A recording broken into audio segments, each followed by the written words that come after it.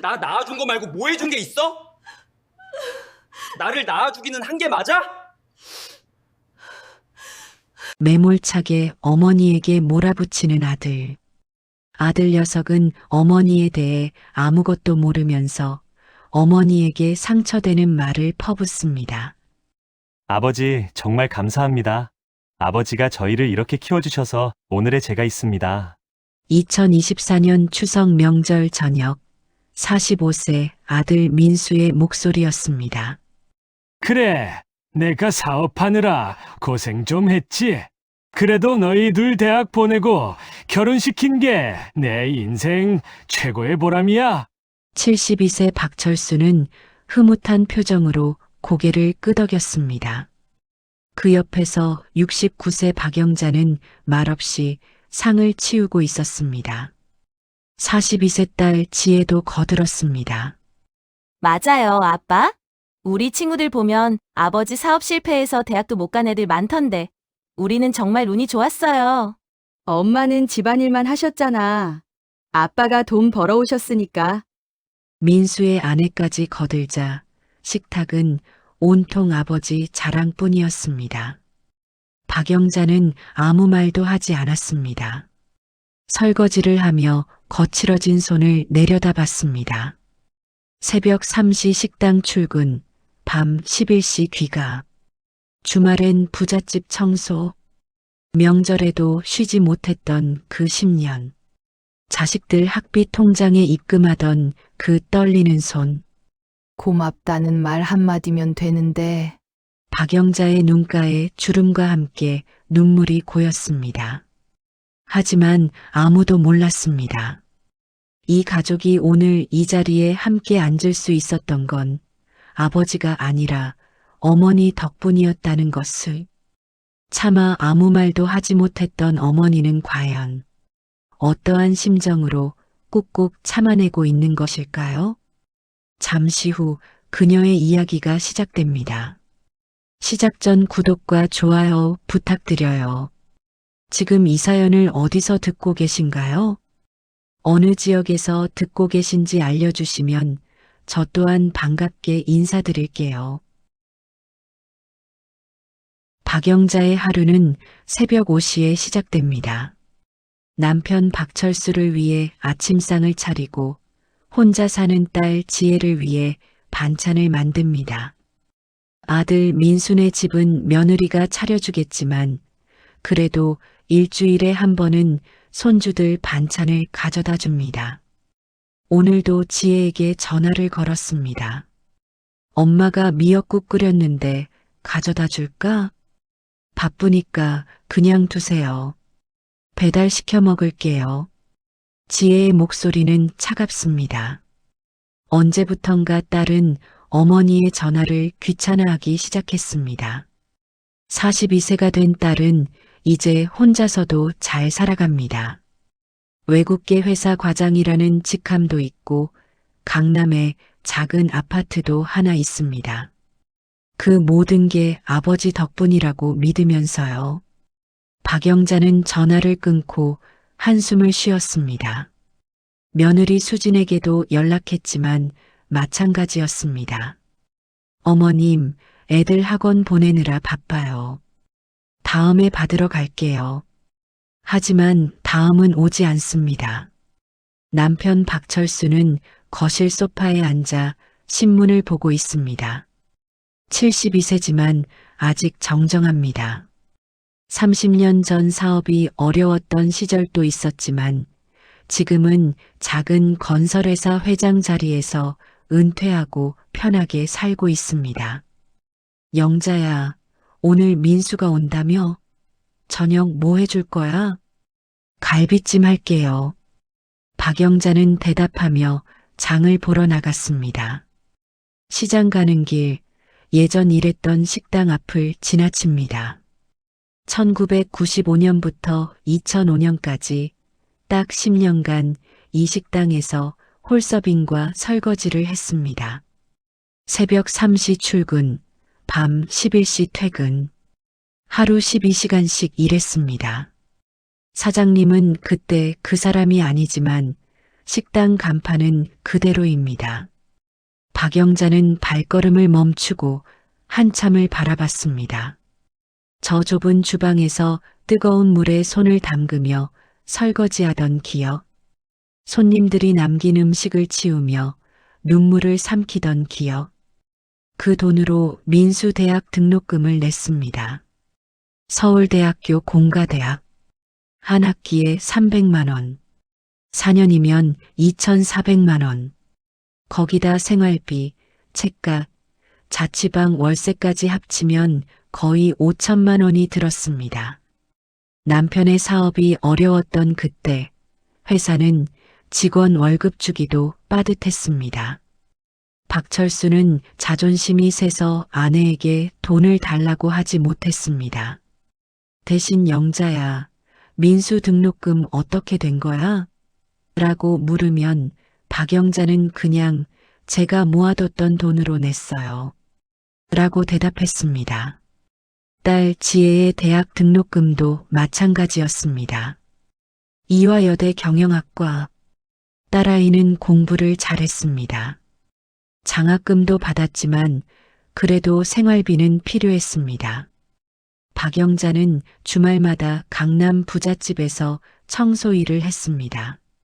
하루 10만 원, 한 달이면 80만 원. 그 돈이 딸의 통장으로 들어갔습니다. 명절에도 쉬지 않았습니다. 다른 집들이 가족과 함께 차례상을 차릴 때 박영자는 부잣집 추석 음식 준비를 도왔습니다. 시급 5천 원, 하루 10시간 일하면 5만 원. 그 돈이면 아들 겨울 패딩 한 벌 사줄 수 있었습니다. 하지만 자식들은 몰랐습니다. 아버지가 사업으로 번 돈으로 자신들이 대학을 갔다고 믿었습니다. 박철수도 마찬가지였습니다. 아내가 어디서 돈을 구해왔는지 정확히 알지 못했습니다. 그냥 알뜰하게 모아둔 돈이겠거니 생각했습니다. 2010년쯤 사업이 다시 안정되자 박철수는 자랑스럽게 말했습니다. 내가 고생해서 애들 대학 보냈어. 힘들었지만 보람 있었어. 주변 사람들도 박철수를 대단하다고 칭찬했습니다. 사업 어려울 때도 자식 교육은 포기 안 했다면서요. 박영자는 아무 말도 하지 않았습니다. 남편이 자존심 상할까봐, 자식들이 아버지를 실망할까봐 그냥 조용히 웃어넘겼습니다. 시장에서 장을 보고 집으로 돌아왔습니다. 갈비찜을 만들며 양념을 재웠습니다. 저녁 6시 아들 민순의 가족이 도착했습니다. 12살 손자 준호와 9살 손녀 서연이가 뛰어들어왔습니다. 할머니, 애들아, 할머니가 과일 깎아줄게. 박영자는 웃으며 아이들을 안았습니다. 손주들만큼은 할머니를 좋아합니다. 하지만 며느리 수지는 여전히 시어머니를 대하는 태도가 딱딱합니다. 어머님, 저희 이따 일찍 가야 해요. 준호 학원 숙제 있대요. 그래, 알았어. 밥이라도 먹고 가. 저녁 식탁에 온 가족이 모였습니다. 박철수가 손주들 머리를 쓰다듬으며 말했습니다. 준호야, 할아버지처럼 열심히 공부해서 서울대 가야 해. 너희 아빠도 할아버지가 공부시켜서 서울대 갔단다. 민수도 웃으며 거들었습니다. 그러니까 아빠, 제가 지금 이 자리에 있는 건 다 아버지 덕분이죠. 박영자는 국그릇을 들고 부엌으로 향했습니다. 눈물이 날 것 같아서 자리를 피했습니다. 설거지를 하며 창밖을 바라봤습니다. 69세의 손은 여전히 거칠고 허리는 아직도 아픕니다. 그 누구도 고맙다는 말을 하지 않았습니다. 3개월 후 박철수에게 이상한 증상이 나타나기 시작했습니다. 아침에 일어나서 오늘이 무슨 요일인지 헷갈려 했고 방금 먹은 아침 메뉴를 기억하지 못했습니다. 박영자는 걱정이 되어 남편을 병원에 데려갔습니다. 담당 의사는 조심스럽게 말했습니다. 초기 치매로 보입니다. 약물 치료를 시작하셔야 할 것 같습니다. 박영자의 가슴이 철렁 내려앉았습니다. 72세, 아직 정정하다고 생각했는데 벌써 치매라니. 자식들에게 연락했습니다. 민수와 지혜가 병원으로 달려왔습니다. 의사의 설명을 들은 아들은 한숨을 쉬었습니다. 어머니, 아버지 약은 제가 사드릴게요. 병원비 걱정 마세요. 고맙다, 민수야. 하지만 민수의 표정엔 걱정보다 귀찮음이 섞여 있었습니다. 회사 일도 바쁜데 아버지 병원까지 신경 써야 한다는 부담감. 딸 지혜는 더 솔직했습니다. 어머니, 아버지 요양병원 알아보는 게 어때요? 제가 친구한테 들었는데 요즘 시설 좋은 데 많대요. 아직 그 정도는 아니야. 엄마가 집에서 돌볼 수 있어. 박영자는 단호하게 거절했습니다. 평생 같이 산 남편을 요양병원에 보낼 수는 없었습니다. 처음 몇 주는 괜찮았습니다.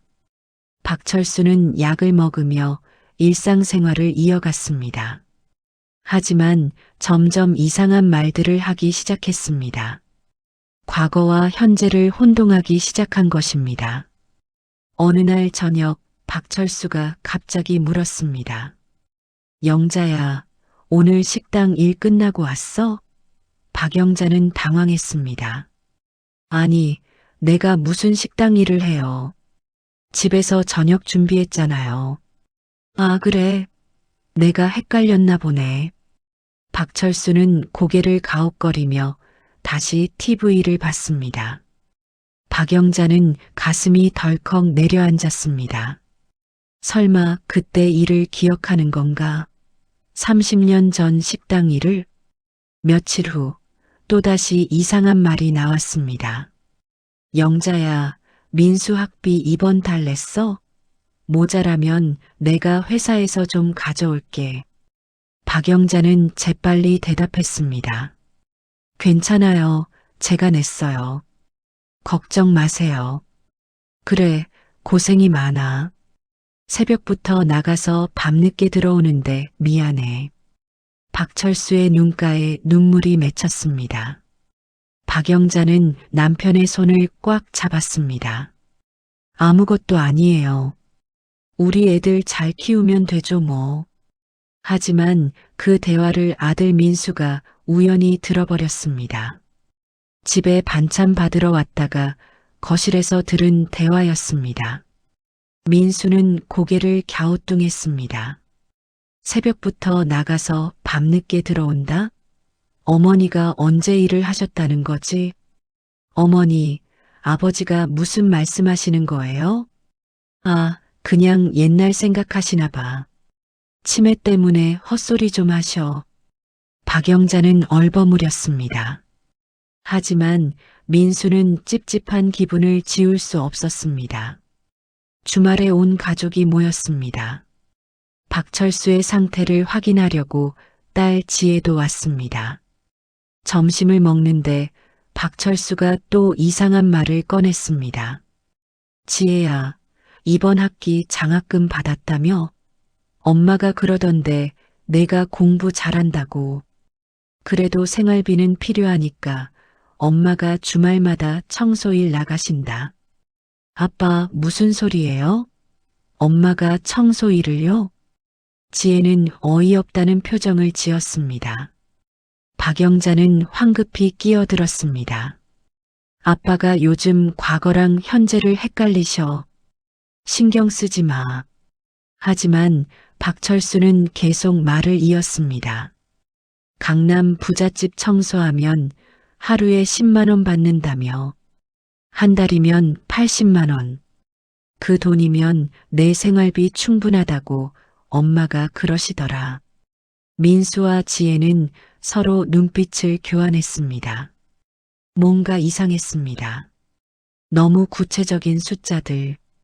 아버지가 그냥 헛소리하는 게 아니라 실제로 있었던 일을 기억하는 것처럼 들렸습니다. 어머니, 혹시 정말로 일하신 적 있으세요? 민수가 조심스럽게 물었습니다. 박영자는 당황하며 고개를 저었습니다. 아니야, 없어. 아버지가 치매 때문에 이상한 말씀하시는 거야. 그날 밤 민수는 아내 수진에게 말했습니다. 뭔가 이상해. 아버지 말씀이 너무 구체적이야. 어머니가 정말 일을 하셨던 건 아닐까? 수진은 고개를 저었습니다. 설마요. 어머니는 평생 주부셨잖아요. 아버지 사업으로 잘 살았는데 왜 일을 하셨겠어요? 하지만 민수의 머릿속에선 의문이 커져갔습니다. 자신이 대학 다니던 1990년대 후반, 그때 아버지 회사가 어려웠던 걸 희미하게 기억합니다. 직원들 월급도 밀렸고 집안 분위기도 무거웠습니다. 그런데 등록금은 어떻게 낸 걸까? 자신은 서울대 공대를 다녔습니다. 한 학기 300만 원, 4년이면 2,400만 원, 거기다 자취방 월세, 생활비까지 합치면 거의 5천만 원. 아버지 회사가 어려웠는데 그 돈은 어디서 나온 걸까? 민수는 잠을 이룰 수 없었습니다. 혹시 정말로 어머니가?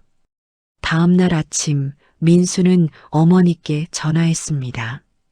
어머니, 제가 대학 다닐 때 등록금은 어떻게 내셨어요? 박영자는 잠시 침묵했습니다. 그냥 아버지가 사업으로 벌어서 냈지. 왜 갑자기 그런 걸 물어? 아버지 회사가 어려웠잖아요. 그때, 그래도 어떻게든 했지 뭐. 박영자의 목소리가 떨렸습니다. 민수는 더 이상 묻지 못했습니다. 하지만 확신이 들었습니다. 뭔가 숨겨진 이야기가 있다는 것을. 민수는 동생 지혜에게 전화했습니다. 지혜야, 우리 한번 만나서 이야기 좀 하자. 아버지 치매 증상이 심해지면서 이상한 말씀을 자꾸 하시는데 뭔가 진짜 있었던 일 같아. 오빠, 그냥 치매 환자 헛소리 아니에요? 아니야. 너무 구체적이야. 날짜, 금액, 장소까지 정확하게 말씀하셔. 남매는 주말에 만났습니다. 카페에 앉아서 지난 몇 주간 아버지가 했던 말들을 정리했습니다. 민수가 노트에 적어왔던 내용들이었습니다. 첫째, 어머니가 새벽 3시에 출근해서 밤 11시에 퇴근했다는 말. 둘째, 식당에서 홀서빙과 설거지를 했다는 말. 셋째, 주말마다 강남 부잣집 청소를 했다는 말. 넷째, 명절에도 쉬지 않고 일했다는 말. 지혜는 고개를 저었습니다. 말도 안 돼요.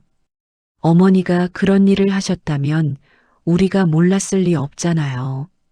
우리가 그때 중고등학생이었는데. 그래서 이상한 거야. 근데 아버지가 자꾸 미안하다고 그러셔.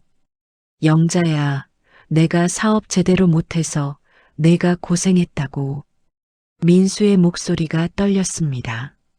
지혜도 점점 심각한 표정이 되어갔습니다. 오빠, 혹시 정말로 어머니가 우리 몰래 일하셨던 거 아닐까요? 확인해 봐야 할 것 같아.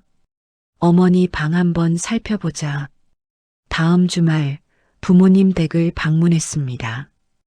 어머니가 시장 가신 사이 민수와 지혜는 부모님 방을 조심스럽게 살펴봤습니다. 오래된 옷장 깊숙한 곳, 먼지 쌓인 상자들 사이에서 낡은 수첩 하나를 발견했습니다. 수첩을 펼쳤습니다. 1995년부터 2005년까지의 기록이었습니다. 어머니의 필체로 빼곡하게 적혀 있었습니다. 1995년 3월 2일 식당 급여 85만 원 입금, 민수 등록금 300만 원 출금, 부족분 215만 원은 다음 달까지. 1996년 6월 15일 청소 일당 40만 원, 지혜 학원비 30만 원 출금. 1998년 9월 1일 민수 서울대 합격. 등록금 300만 원 필요. 식당 보너스 50만 원 청소 일당 80만 원 적금 해지 170만 원. 2001년 설날 명절 파출부 일당 20만 원. 민수 겨울 패딩 18만 원 구입. 민수의 손이 떨렸습니다. 지혜는 그 자리에서 눈물을 흘렸습니다. 수첩 곳곳에 적힌 메모들. 오늘 손님 많아서 팁 2만 원 받음. 민수 생일 케이크 사주자. 지혜 교과서 값 5만 원 필요. 허리 아프지만 참아야지. 오빠, 이게 뭐예요? 지혜는 흐느꼈습니다. 민수는 수첩을 꽉 쥐고 눈을 감았습니다. 옷장 깊숙한 곳에서 낡은 통장들도 나왔습니다. 1990년대 은행 통장. 입금 내역을 보니 식당 급여, 파출부 일당, 청소 수당이라고 적혀 있었습니다. 금액은 크지 않았습니다. 한 달에 100만 원, 많아야 150만 원. 하지만 그 돈이 모두 자식들 통장으로 이체되었습니다. 민수 학비, 지혜 생활비, 민수 자취방 보증금, 지혜 어학연수비. 민수는 자신의 대학 시절을 떠올렸습니다. 한 달에 한 번씩 통장에 돈이 입금되었습니다. 아버지가 보내주신 거라고 생각했습니다. 등록금도 생활비도 자취방 월세도 전부 아버지 덕분이라고 믿었습니다. 하지만 진실은 달랐습니다. 그 돈은 새벽 3시에 일어나서 밤 11시에 귀가하는 어머니의 노동이었습니다. 뜨거운 물에 손을 담그며 설거지하던 어머니, 부잣집 바닥을 닦으며 허리 아파하던 어머니, 명절에도 쉬지 못하고 남의 집 차례상을 준비하던 어머니. 민수는 주저앉아 울었습니다. 45년을 살면서 단 한 번도 어머니께 진심으로 감사하다고 말한 적이 없었습니다. 늘 아버지에게만 고맙다고 했습니다. 그때 현관문이 열렸습니다. 시장 보고 돌아온 박영자였습니다. 너희들 왜 왔어? 어머니는 웃으며 물었지만 민수와 지혜의 얼굴을 보고 순간 굳었습니다. 방바닥에 펼쳐진 수첩과 통장들. 어머니, 민수가 떨리는 목소리로 불렀습니다. 박영자는 황급히 다가가 수첩을 집어들었습니다. 이게 왜 여기 나와 있어? 누가 꺼낸 거야? 어머니, 이게 다 진짜예요? 어머니가 정말로 10년 동안 일하셨어요? 박영자는 아무 말도 하지 못했습니다. 그저 수첩을 가슴에 꽉 안을 뿐이었습니다. 지혜가 어머니 앞에 무릎을 꿇었습니다. 어머니, 왜 말씀 안 하셨어요? 왜 우리한테 숨기셨어요? 박영자는 고개를 저었습니다. 너희 아버지 자존심 상할까봐. 너희들이 아버지 무시할까봐. 하지만 우리 때문에 어머니가 그렇게 고생하셨잖아요. 지혜는 목 놓아 울었습니다. 민수도 눈물을 참지 못했습니다. 어머니, 제가 서울대 간 건 아버지 덕분이 아니라 어머니 덕분이었네요. 제가 평생 잘못 알고 살았습니다. 박영자는 자식들을 끌어안았습니다. 괜찮아. 너희들 잘 커줬으니까 엄마는 그걸로 충분해. 하지만 민수와 지혜는 용서할 수 없었습니다. 자신들을 용서할 수 없었습니다. 42년, 45년을 살면서 정작 고마워해야 할 사람에게 고맙다는 말 한마디 제대로 하지 못했다는 사실이. 그날 저녁 온 가족이 부모님 댁에 모였습니다. 민수는 아내 수진과 아이들을, 지혜는 혼자 왔습니다. 박철수는 거실 소파에 앉아 있었고 박영자는 부엌에서 저녁 준비를 하고 있었습니다. 민수가 아버지 앞에 앉았습니다. 아버지, 물어볼 게 있어요. 박철수는 고개를 들었습니다. 눈빛이 또렷했습니다. 오늘은 컨디션이 좋은 날인 것 같았습니다. 1995년부터 2005년까지 아버지 회사가 어려웠을 때 말이에요. 그때 우리 등록금은 어떻게 내셨어요? 박철수는 잠시 생각하더니 고개를 저었습니다. 그땐 내가 회사가 힘들어서 직원 월급도 못 줬어. 너희 등록금은? 민수는 숨을 깊이 들이쉬었습니다. 어머니가 내셨죠? 박철수의 눈이 커졌습니다. 내가 어떻게 알았어?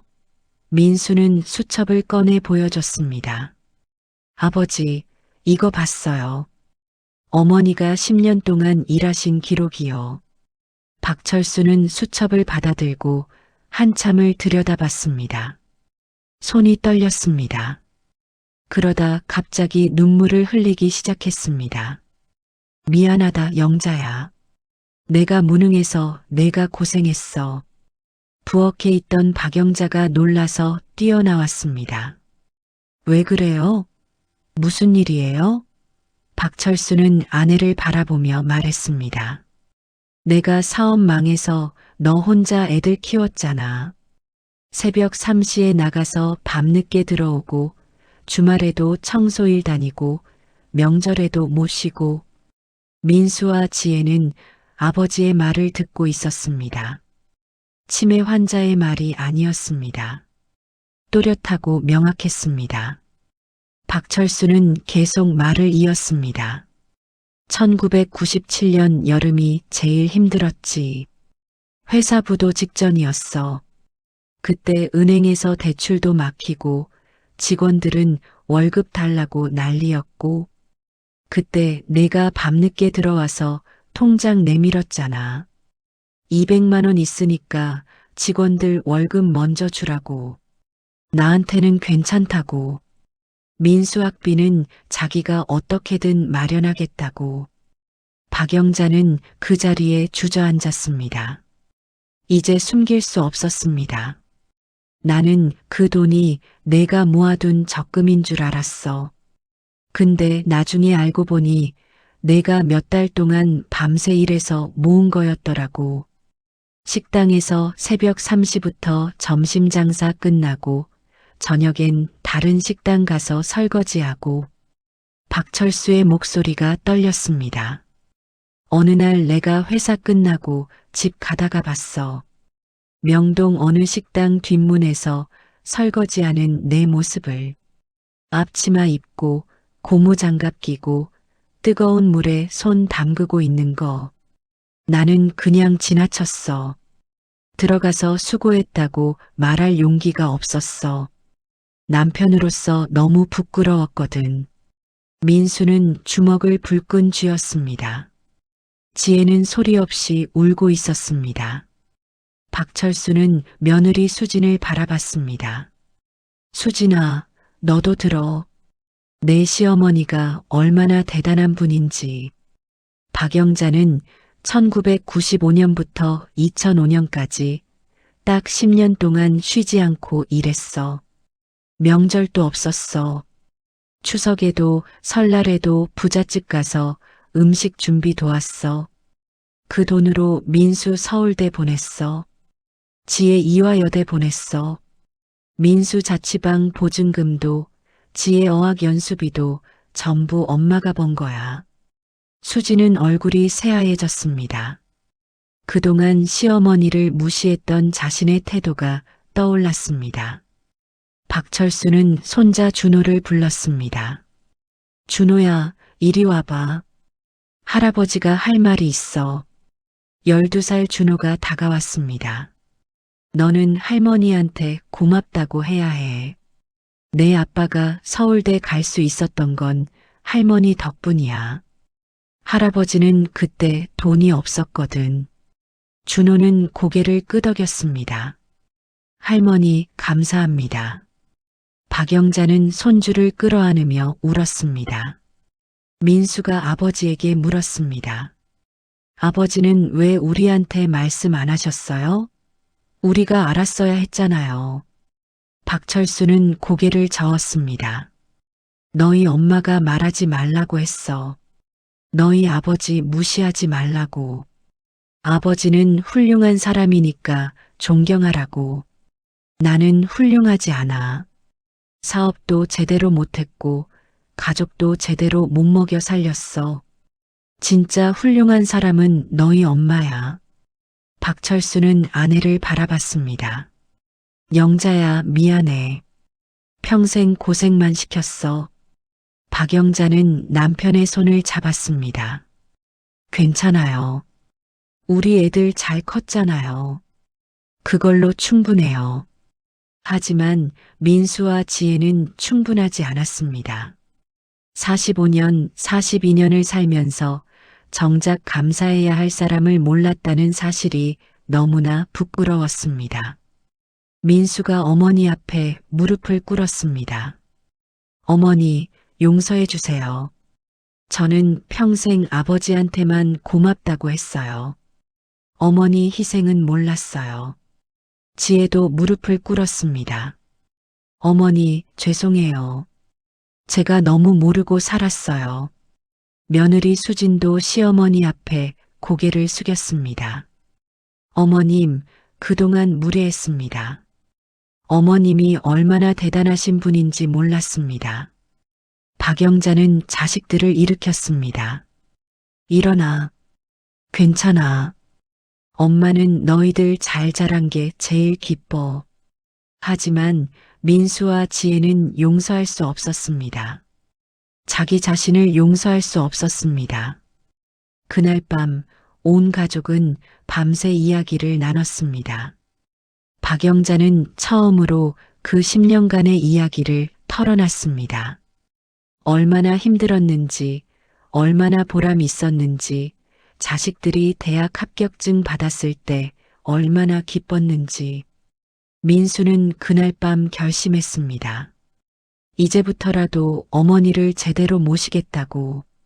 지혜도 마찬가지였습니다. 남은 시간 어머니께 진짜 효도하겠다고. 그 사건 이후 집안 분위기가 완전히 달라졌습니다. 민수는 매주 일요일마다 어머니 댁을 찾았습니다. 예전처럼 반찬 얻으러 오는 게 아니라 진심으로 안부를 여쭙기 위해서였습니다. 어머니, 요즘 허리는 좀 괜찮으세요? 아, 그냥 나이 들어서 그래. 괜찮아. 병원 같이 가요. 제가 모시고 갈게요. 민수는 어머니를 정형외과에 모시고 갔습니다. 의사는 말했습니다. 척추가 많이 휘었네요. 오래 서서 일하셨나 봐요. 물리치료 받으시면 좀 나아질 겁니다. 민수는 어머니를 위해 일주일에 3번 병원 모시고 다녔습니다. 회사 일이 바빠도 시간을 냈습니다.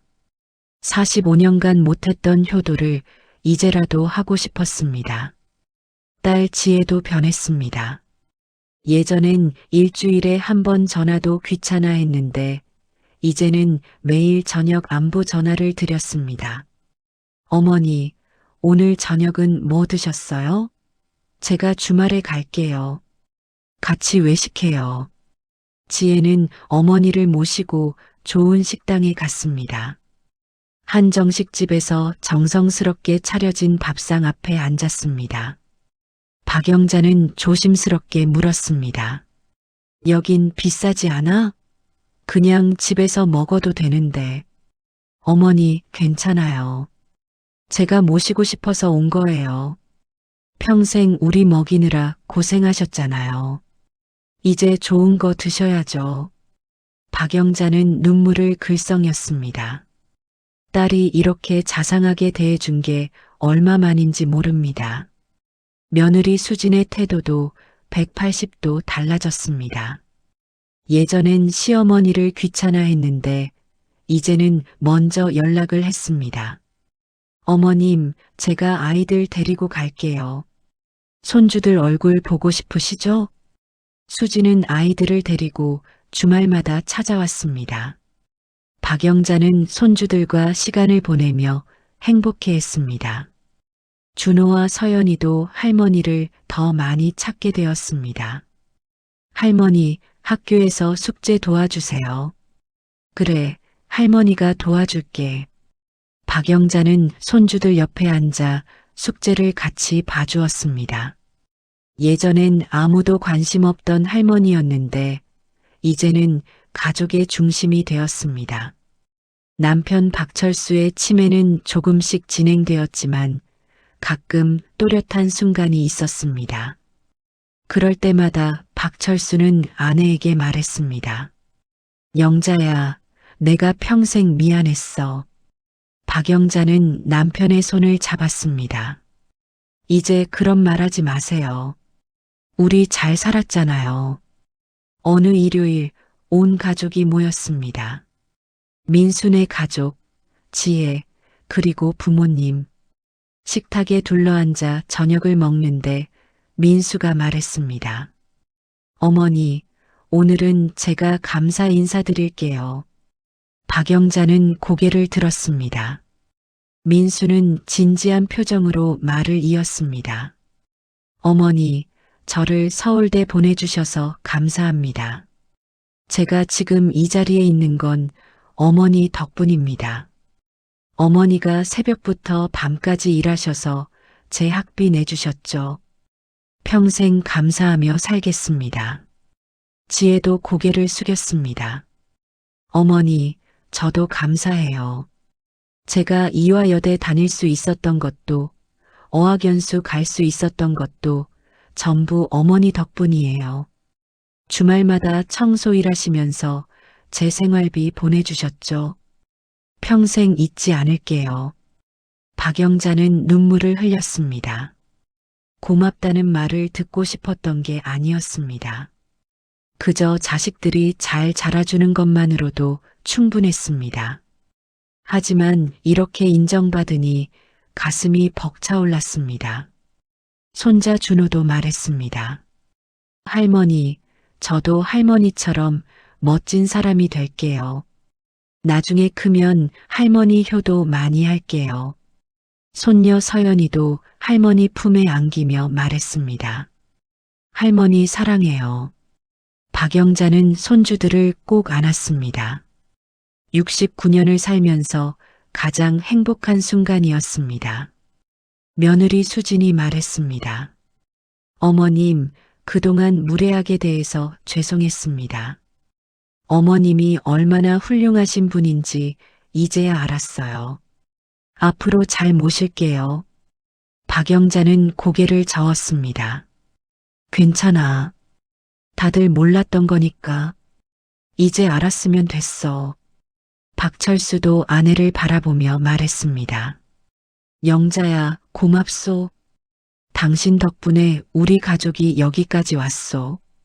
박영자는 남편의 손을 꽉 잡았습니다. 당신도 고생 많았어요. 우리 함께 잘 이겨냈잖아요. 식사를 마치고 거실에 모여 앉았습니다. 민수가 말했습니다. 어머니, 이제부턴 제가 모실게요. 매주 병원 모시고 다니고 필요한 거 있으면 언제든 말씀하세요. 지혜도 거들었습니다. 저도 주말마다 올게요. 어머니랑 같이 시간 보내고 싶어요. 박영자는 고개를 저었습니다. 너희들 바쁜데 그럴 필요 없어. 하지만 아이들은 고집했습니다. 아니에요. 당연히 해야 할 일이에요. 45년간 못했던 효도 이제라도 하게 해주세요. 박영자는 자식들을 바라보며 웃었습니다. 눈가에 주름이 깊게 패였지만 그 웃음은 행복으로 가득했습니다. 평생 뒷바라지만 하던 어머니, 인정받지 못하던 어머니, 당연하게 여겨지던 어머니, 이제야 가족들은 깨달았습니다. 이 집의 진짜 기둥은 아버지가 아니라 어머니였다는 것을. 조용히 묵묵히 희생하며 가족을 지켜온 사람은 바로 박영자였다는 것을. 박영자는 창밖을 바라봤습니다. 69년의 인생. 쉽지 않았지만 후회는 없었습니다. 자식들이 잘 자랐고 이제는 인정도 받았으니까요. 그것으로 충분했습니다.